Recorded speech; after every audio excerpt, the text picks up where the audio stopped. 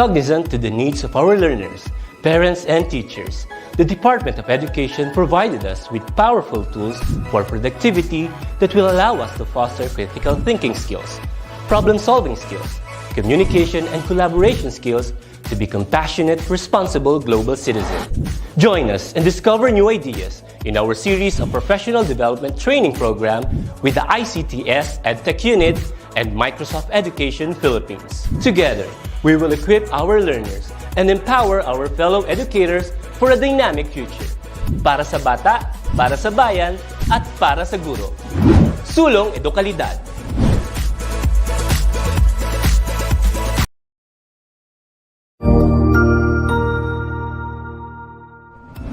Magandang araw, Sir Wilbur po, at your service. Narito ang ETUlay upang gabayan ka sa inyong pag-aaral upang lubos na maunawaan ang iba't ibang paksa o subject. Ang ETUlay ay isang free online tutorial class na pinangungunahan ng ICT's Educational Technology Unit sa pamumuno ni Undersecretary Elaine Del B. Pascua. Ang programang ito ay hindi lamang para sa mga bata, kundi ito rin ay magsisilbing gabay sa mga magulang at mga guro kung paano nila ituturo o gagabayan sa bawat asignatura ang kanilang mga anak o mga estudyante.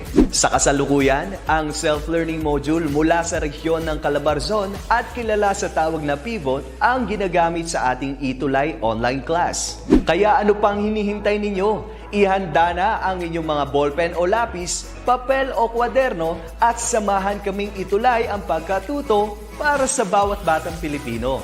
Sama-sama tayong magtutulungan para malampasan ang mga hamon sa panahong ito. Halina't matuto kasama ang inyong online tutor sa oras na ito.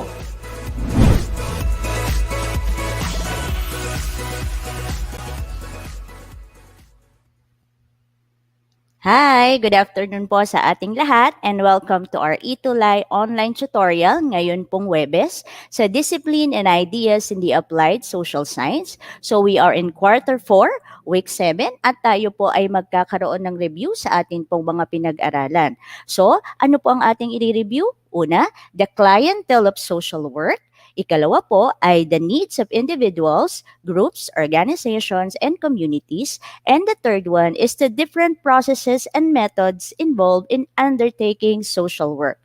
So I am your ETUlay tutor for today.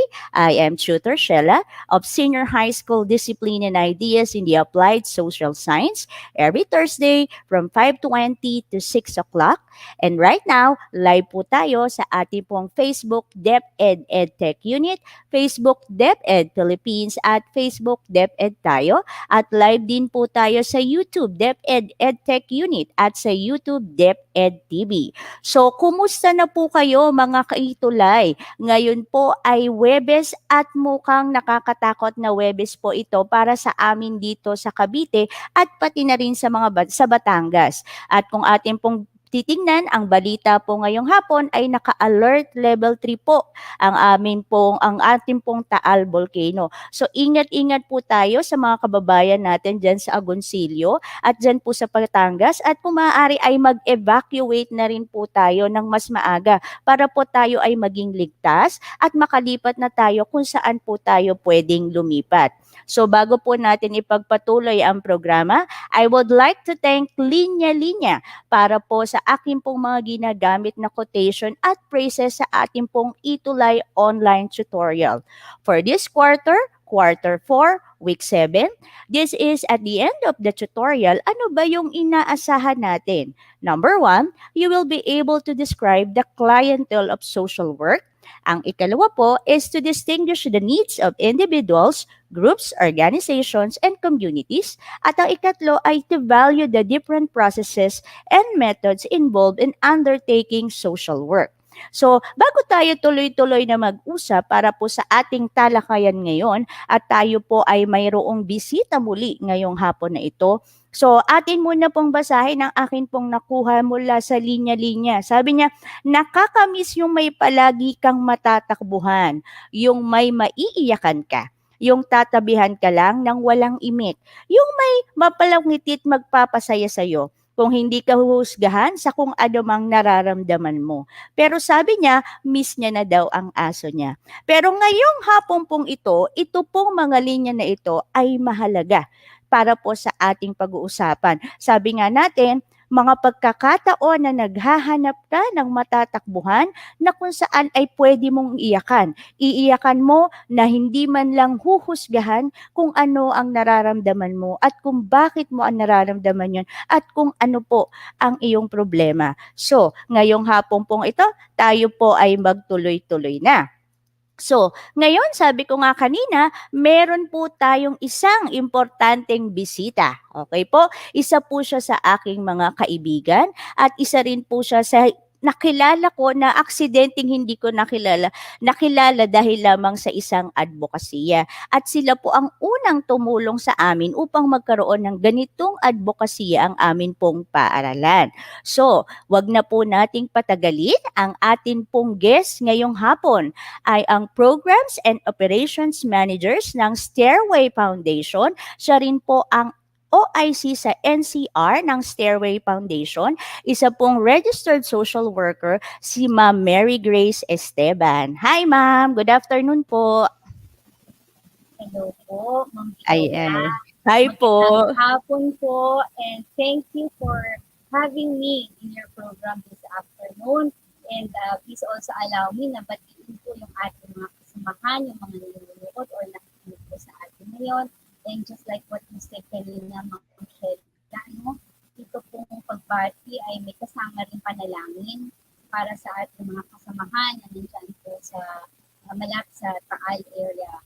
So, praying for your safety at saka po for strength. At muli, panawagan po na mag-evacuate na po, lalo na po yung mga malalapit sa Bulkan Taal. Maraming salamat po, Ma'am Sheila. Ayan po. So, umpisa pa lang, medyo seryoso na yung talakayan namin ngayong hapon. Kasi actually po, ay napakaseryoso rin ng advokasya po ng kanilang organisasyon. At ito pong Stairway Foundation, malamang po sa hindi, mga ka-ETUlay ko, kapwa ko po guro, kapwa ko magulang, at sa ating mga senior high school, sila po ay ilang beses na nating napanood sa DepEd Philippines. Alam niyo po kung bakit? Kasi sila po ay DepEd partner na rin po natin. So, hindi po bago sa atin ang Stairway Foundation. So, simulan na po natin ang ating 40 minutong talakayan hanggang mamayang 6:00. Sana'y mapuno kayo ng kaalaman at paglilinaw isip sa mga iba't ibang kuro-kuro ukol sa mga advokasya tungkol sa pagtatanggol sa karapatan ng mga bata. So ma'am, ito lang naman po ang una kong tanong. How to be you po, ma'am? Kasi last week po, we had the chance to interview po ang isang registered social worker from a public sector. Ngayon naman po ay talaga pong kayo ay aking espesyal na inimbitahan para po ipaliwanag sa amin unang-una muna po, ano ba yung advokasya ng atin pong Stairway Foundation? At ikalawa, paano po napalapit sa puso nyo yung advokasya na ito? Kasi hindi po madali yung task na ginagawa nyo sa totoo lang. Siguro po mas mabuti po na kayo na po ang magpakilala sa manonood. Ano ba yung advokasya nyo? Ano po ba yung ipinaglalaban ng Stairway Foundation po? Okay, so ang tanong po pala dapat may kasunod. How to be you po as part of the Stairway Foundation? Yes po, ma'am. Ang ibabahagi po ay ang aspeto ng ang aking sarili in relation to my involvement po with Stairway Foundation. Sabi nga po ni Ma'am Sheila, ang aming pong organization is a resource and learning center for children's rights. So, ilang dekada na rin po kami sa ganitong gawain. Ang main office po namin ay sa Puerto Galera.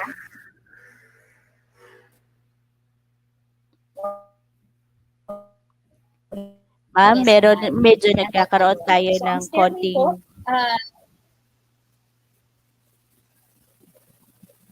hello po. Yes, ma'am. Yan po. Okay na po. Clear na po ang audio, Ma'am. Opo, opo. Right. Again, ang challenge po ng ating internet connectivity. But going back, Stairway Foundation po, we are an organization promoting and protecting children's rights, but we give particular focus on the issue of child sexual abuse and exploitation, both offline and online. At ito po ay ginagawa namin sa pamamagitan ng napakaraming initiatives, but mainly through the Break the Silence campaign. Ito po yung aming, ito yung titulo na tawag po namin when we speak of our advocacy for the prevention of child sexual abuse and exploitation. Yan. Yan. Oh, Baka ma'am, masyado paano napalapit sa puso mo, ma'am, yung for ito pong Stairway Foundation? Ayan, yung po yung second question. Opo. Yes, ma'am, thank you for that.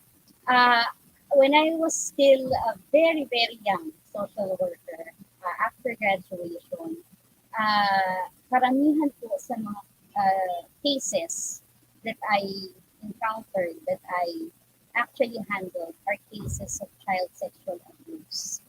Kaya po, doon po talaga naranasan yung mga challenges, yung difficulties ng ganitong issue. And I just felt that I need to continue with this advocacy. At awa po ng Diyos at ng mga pagkakataon, nandito pa rin po tayo sa ganitong klase ng advokasya. Siguro talagang pag nasa puso natin, Ma'am She, kahit na anong mangyari, kahit na gaano kahirap, kahit na anong pagsubok pa yung dumating, hindi talaga mawawala kung ano yung naipunla na sa ating mga puso. Kaya nga sabi ko, Ma'am She, ang gawain sa Stairway, ang pagiging bahagi po sa Stairway Foundation, aside of course yung sinasabi natin na knowledge, yung ating skills, but I think how to be you po as part of Stairway, napaka-importante that you have the heart, that you have the passion for whatever it is that you're doing. Siguro, I'm not only talking as a social worker, as a Stairway, pero kung may mga estudyante rin na nakikinig sa atin, kahit ano pa yung maging profession nyo in the future, it's so important that it's coming from the heart, that you have the heart for it, you have the passion for it. Salamat. Okay po. Baka ma-carried away na naman ako, Hindi po. Hindi po, ma'am. Very well said po. Parang Miss Universe ang sagot natin ngayong hapon. Hindi, ma'am. Talaga pag kasi ang pinag-uusapan ay karapatan ng bata at pagprotekta sa bata, parang medyo emotional kasi tayo pagdating sa area po na yon. So before we continue, ma'am, tama po kayo. Marami pong nanonood sa atin ngayong hapon from Muñoz National Senior High School, Maine. Si RB Carl Marie, si Jamela Ponsanes, si Paula Margaret Villora, si Umi Makala, si Joyce Jimenez, si Reyne Balabad, at marami pa pong iba na kanina pa nakikita ko dito sa atin pong comment section. So, kumusta po kayo at magandang hapon po sa inyo at mag-ingat po kahit po medyo manayo yung Manila dito po sa pagputok ng Taal. So, sabi nga natin, ma'am, kung babalikan ko yung pakikipaglaban sa karapatan ng pambata, ay matagal na natin siyang ipinaglalaban. Tama po ba?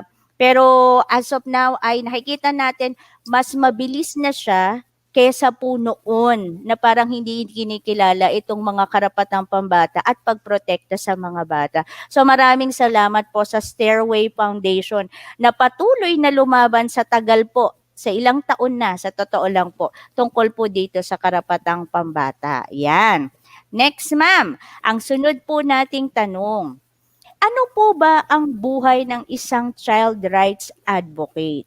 Yan. Ano po ba yung karaniwan ninyong nagganap sa loob ng opisina o sa pang-araw-araw na buhay pag sinabi natin kayo ay isang child right defender o isang child right advocate, lalo na po sa organisasyon ninyo?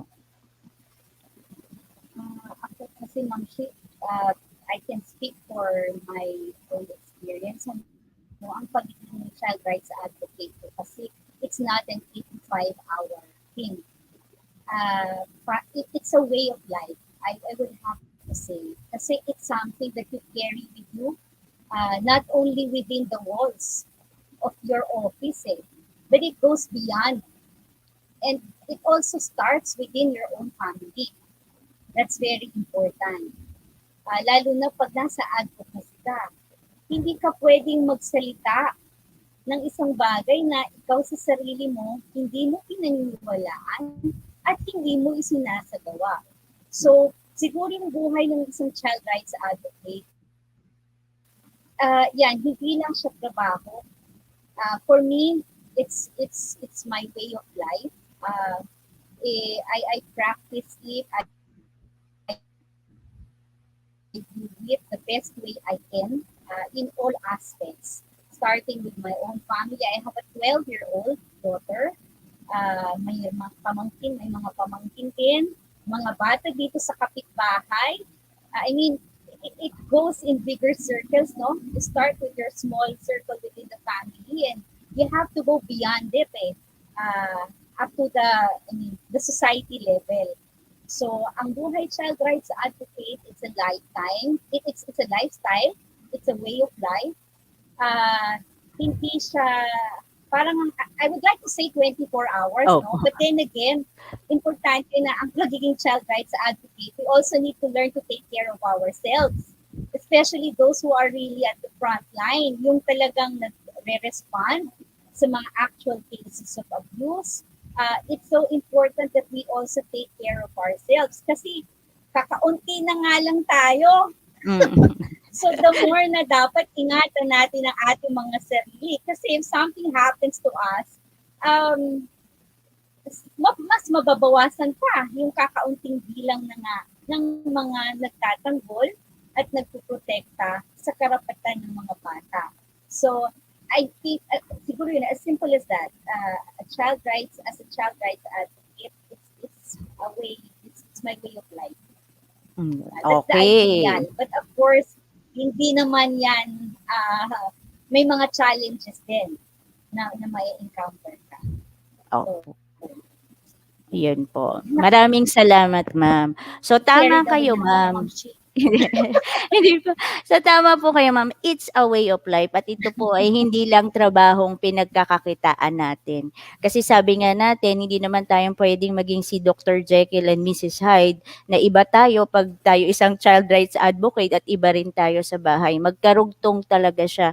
Dapat pinapractice po natin at nakikita sa ating mismong buhay mismo. So, maraming salamat po sa guro ng Muñoz National Senior High School, Maine. Kasi parang nakita ko kanina, parang ini-advise ng teacher na talagang manood kayo ng ETUlay this Thursday dahil parang required sila na manood po. So maraming salamat po sa ating guro at shout out po kay Jaira Isabel, kay M.A. Bonifacio, kay Ginaline Perez, kay Lori Ann Florida Alpeche at sa iba pa po na kanina ko pa po nakikita. So move po tayo sa ating susunod na tanong. Ma'am, ito po yung part sa atin sa It's a Prank. Ito yung mga karaniwang misconception sa mga child rights advocate o child rights defender. So sasabihin nyo lang po sa akin kung ito po ay truth o ito po ay lie at kung bakit truth or kung bakit lie po ay ipaaari nyo pong ipaliwanag para po mas maintindihan ng ating mga mag-aaral na nanonood po ngayong hapon. So simulan ko po. Sabi po dito, ang isang child rights advocate daw ay konsentidor. Ito ba ay truth, ma'am, o isa po itong lie? Yan po ay napakalaking lie. Pero this is a very common misconception po pagdating sa mga child protection advocates. Kasi ang nasa isip ng mga tao, tinotolerate yung katigasan ng ulo ng mga bata. That's not what we do as child protection advocates.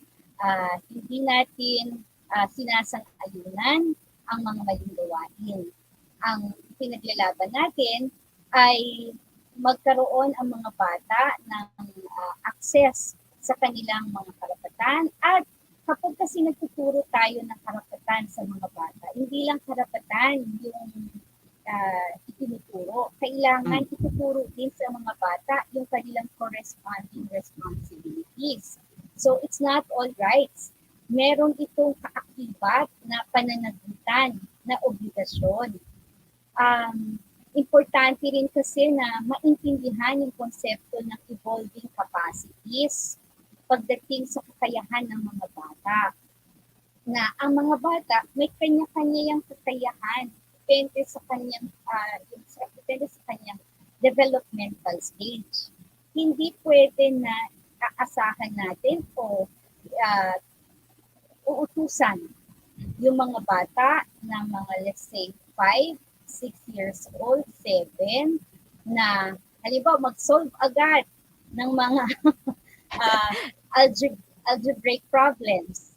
Hindi naman pwede yon. And ang nakakalungkot kasi, maraming sitwasyon na may mga ganong pangyayari na hindi dapat natin hinahayaan lang. So, hindi po konsentidor ang mga child protection advocates. Lahat po tayo ay tulong-tulong para maging responsableng mamamayan ang ating mga kabataan. Pero, importante na may balanse po. Hindi po pwede na puro responsibilidad lang din.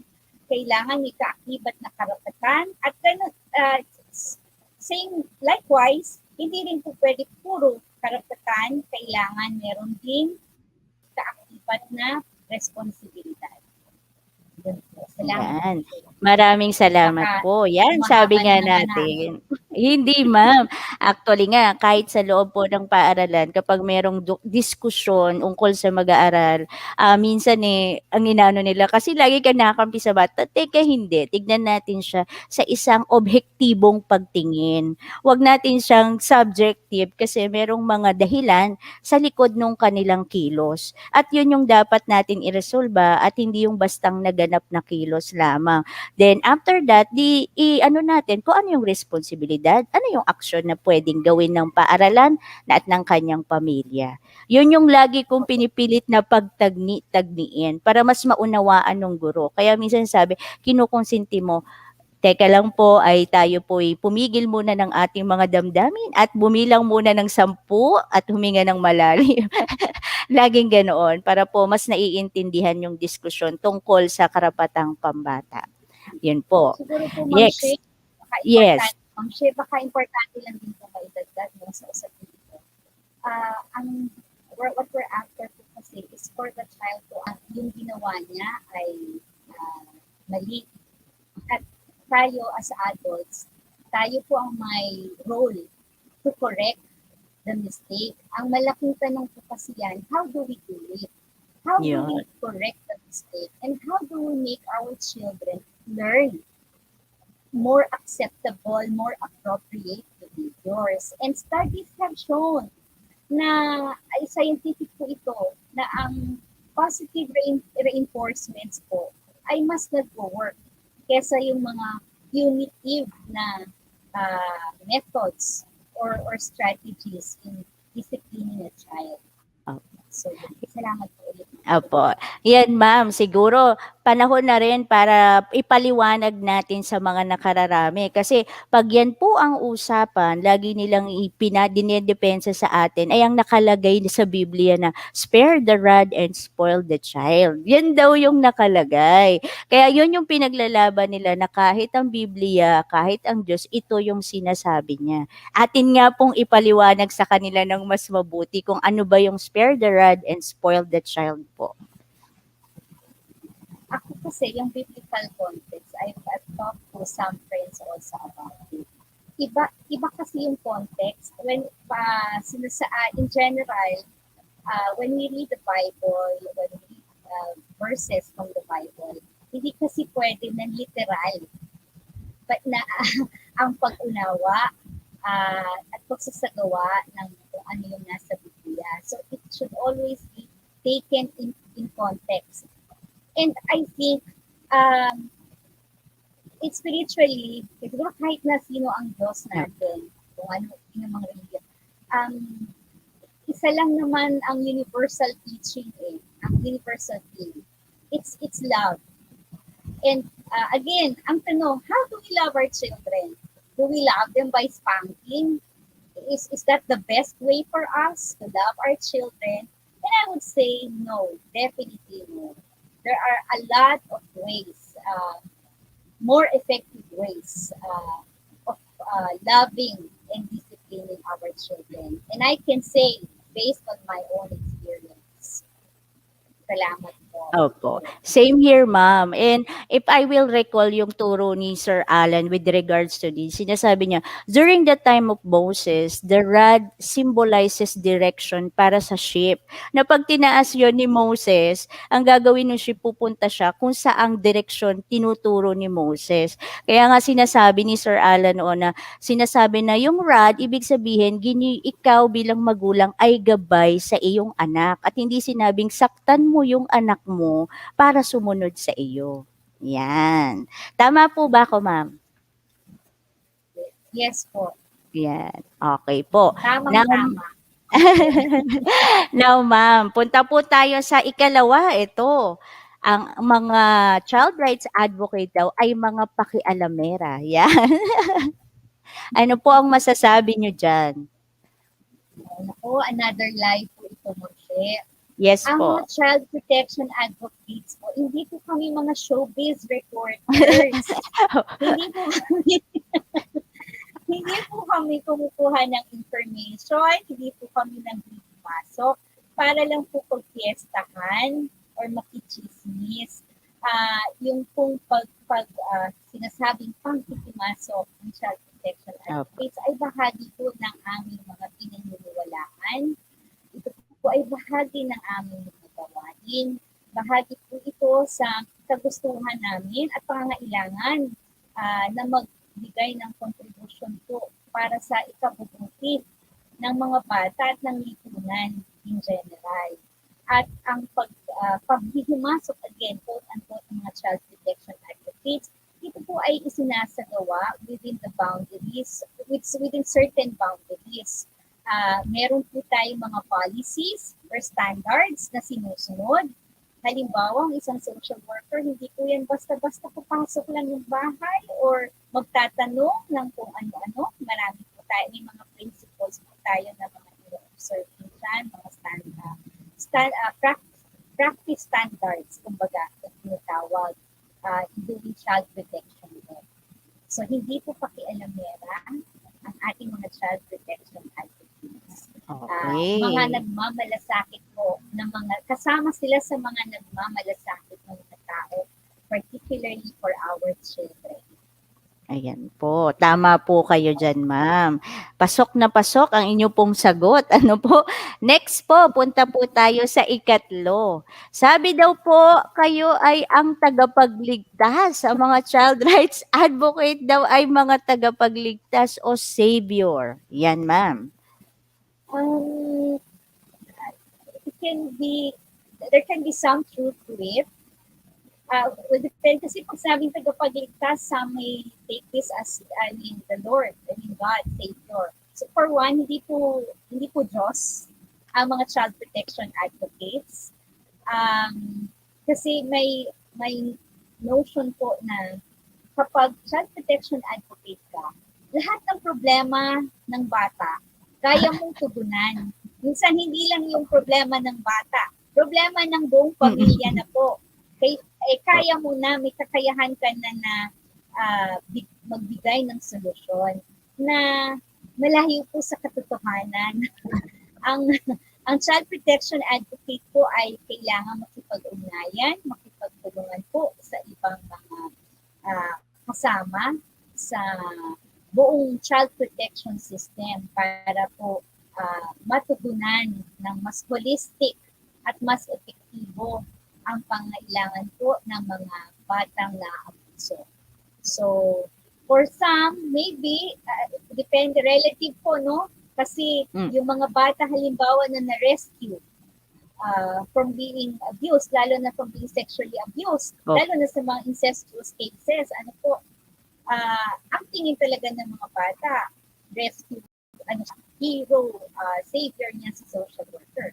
Pero may cases din naman na it's the other way around. It's actually the extreme opposite.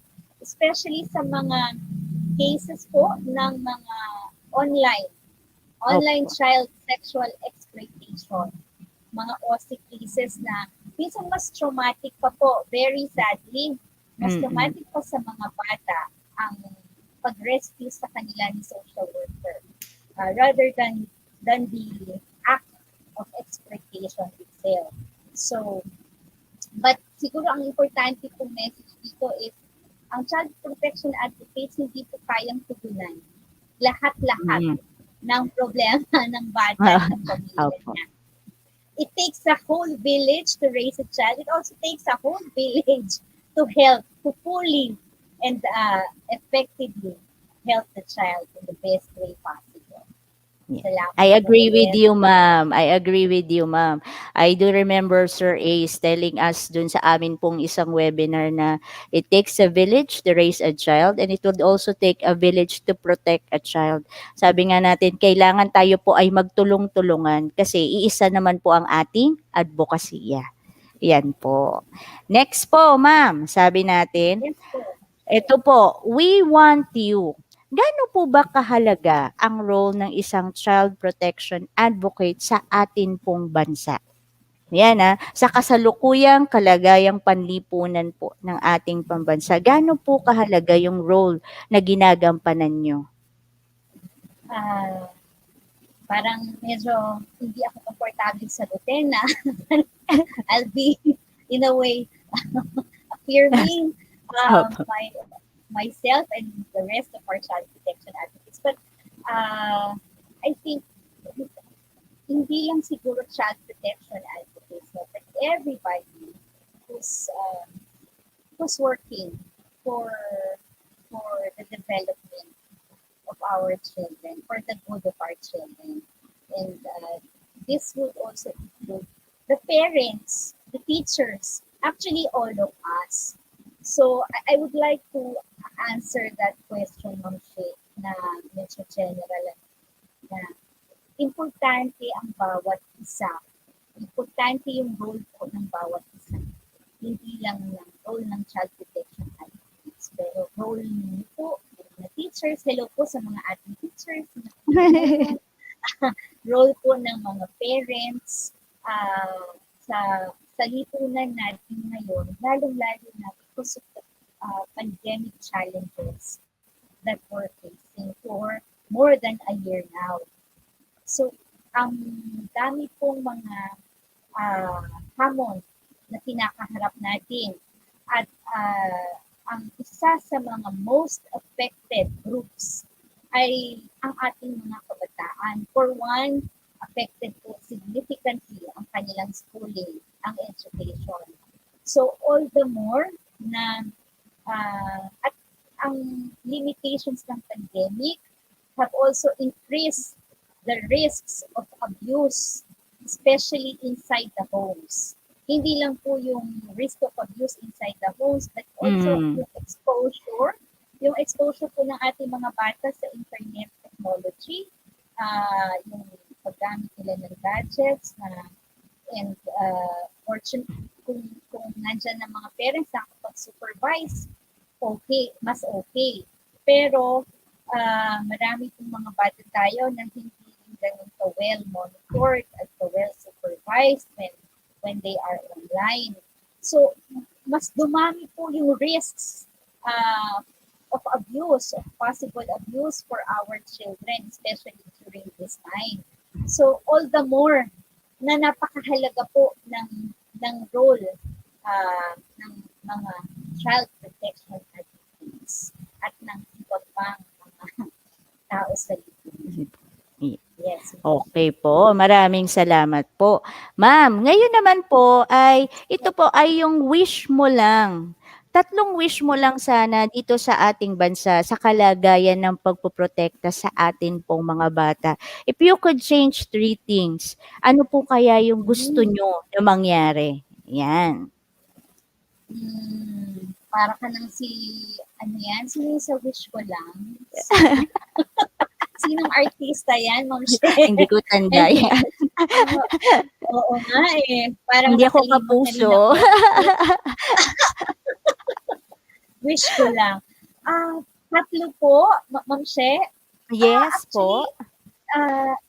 Siguro in relation to my being a child protection advocate, ang pinaka-wish ko naman din talaga is that all children are able to fully enjoy their lives. I think that's one. Hindi lang issue ng child sexual abuse and exploitation to affect the science campaign. Pero maraming issues sa mga bata, and we should not really isolate. Kumbaga, hindi or set aside other issues just for one particular issue. So, yun yung isa, general wish ko. One, for all children to fully enjoy their rights. Second, of course, I'll zoom in sa aming advocacy, which is our Break the Silence campaign. Elimination of both offline and online child sexual abuse and exploitation. And then siguro yung tatlo is empowerment of our children para sila mismo would be able to protect their own selves. Again, depende sa kanilang evolving capacities. Ulit, ano? We cannot really expect an infant to protect himself or herself agad-agad. So, ayun, empowerment of children based on their evolving capacities. Pero Ma'am She, pwede bang mas realistic na wish? Sige, relation ma'am. din dun sa previous na tanong mo po. Kasi Okay po. I would just like to take this chance na may mga teachers po tayo at may mga parents na kasama. Siguro, mas realistic na wish is for more and more teachers and parents like me maging child protection advocates. Siguro, mas realistic na wish yun. Mas dumami pa po ang child protection advocates sa hanay ng mga magulang at ng mga guro. Kasi it all starts in the homes. At pag sinabing home, it's not only yung the home for families, pero the school is another home for our children. So, yun. So, sana matupad yung wish na yun. Opo. I agree with you, ma'am. Actually, yung challenge ng pandemya ay hindi lang bata, kundi pati magulang, pati kaming mga guro ay naapektuhan. Pero nga sabi natin, as we had the training po with regards to the learning continuity plan of DepEd, ay kailangan naming mag-adjust kung paano namin mapoprotektahan pa rin ang bata online, which is as of now, we are doing surveys on the challenges at naging problema ng mga guro para makapagbigay ulit po tayo ng ating po mga CPP guidelines para po online sa ating mga guro, sa ating po mag-aaral at sa atin pong mga magulang. Yun po. So, yung hamon po ng pandemya ay pinipilit na atin pong bigyan ng solusyon at sana po habang tumatagal kasi mas maraming problema yung nag-a-arise. Pero sabi nga natin, we are always praying that we can do something. Sabi nga natin, hindi naman kailangang abrupt. Sabi nga natin, napakatagal pero nakikita natin yung changes na nangyayari sa lipunan ngayon, lalo na po yung pagpapahalaga sa mga bata.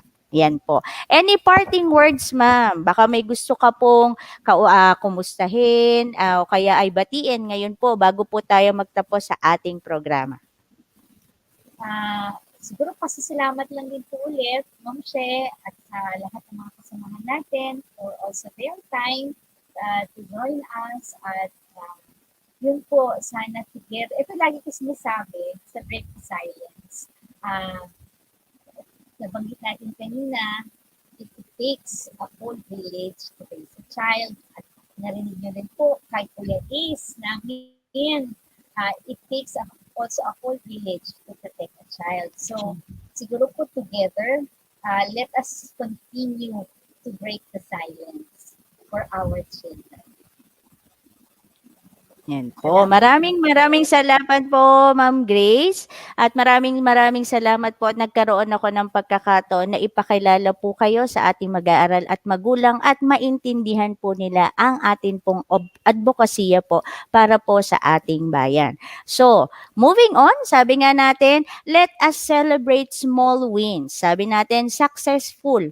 Nabusog ka man, marami mang problema na kinahaharap tayo ngayon, lalo kami ngayon na nasa alert level 3 ang atin pong Bulkang Taal at marami po kami ngayong agam-agam. Baka ngayon po ay kalmado siya, baka mamayang gabi ay bigla na naman siyang pumutok at kung ano po ang mangyari.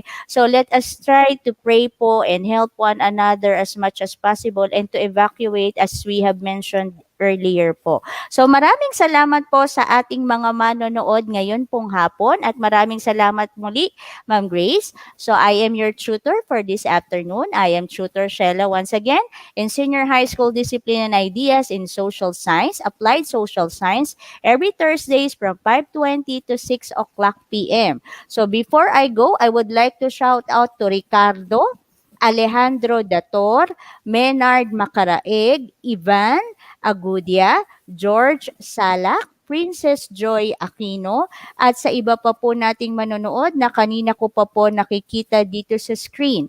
So, if you have any comments or suggestion po, you can email us at edtech@deped.gov.ph at maraming salamat po sa lahat ng nood. Ang susunod po ay ang ating ALS Elementary. Maraming salamat po at paalam po sa ating lahat.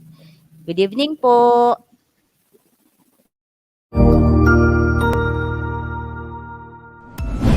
Sigurado ako na marami ka na namang natutuhan sa ating ETUlay tutorial session ngayong araw. Tandaan, ito ay hindi lamang para sa ating mga mag-aaral, kundi pati rin sa ating mga minamahal na guro at mga magulang na kaagapay natin para maituloy ang pagkatuto sa kabila ng nararanasang pandemya. Patuloy ding sumubaybay sa DepEd TV para sa mga araling ginawang video episodes. Mapapanood ito mula Lunes hanggang Sabado, alas 7 ng umaga hanggang alas 7 ng gabi sa inyong mga telebisyon. Abangan bukas mula 1:00 ng tanghali ang iba pang aralin sa ating ETUlay free online tutorial session sa mathematics. I-like and subscribe at manatiling nakasubaybay sa ating ETUlay tutorial session sa DepEd Edtech Unit FB page at Educational Technology Unit channel sa YouTube at sa DepEd Tayo at DepEd Philippines social media accounts. Paalam!